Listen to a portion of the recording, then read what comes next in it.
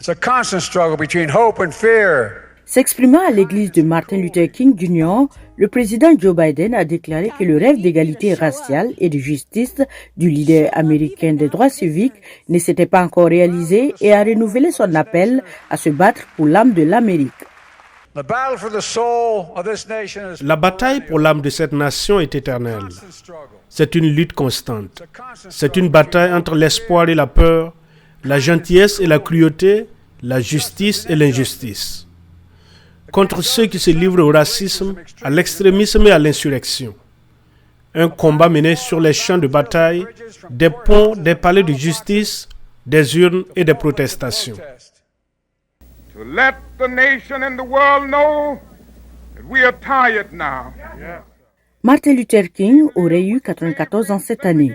Le président américain a rappelé le discours le plus célèbre de l'icône de la lutte pour les droits civiques et contre les discriminations raciales assassiné à Memphis en 1968.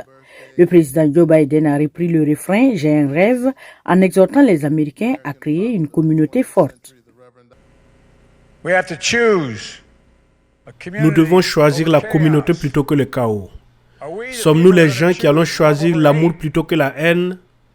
Ce sont les questions vitales de notre époque et c'est l'une des raisons pour laquelle je suis ici en tant que président. Je crois que la vie et l'héritage du Dr King nous montrent le chemin et nous devrions faire attention. Je le fais vraiment.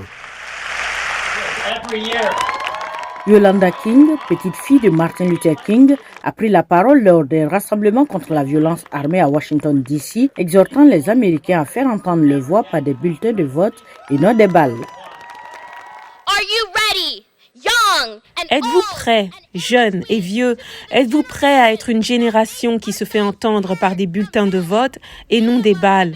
Beaucoup d'entre nous portent nos chaussures de marche depuis des années. Mais aujourd'hui, nous disons au Congrès, nous disons au lobby des armes à feu et nous disons au monde que cette fois est différente. Cette fois est différente parce que nous en avons assez. Nous en avons assez d'avoir plus d'armes à feu que de personnes ici en Amérique. Des rassemblements sont organisés à travers les États-Unis pour célébrer le héros de la lutte pour les droits civiques et pour exiger que le Congrès adopte des modifications significatives des lois sur les armes à feu à la suite des récentes fusillades de masse dans le pays.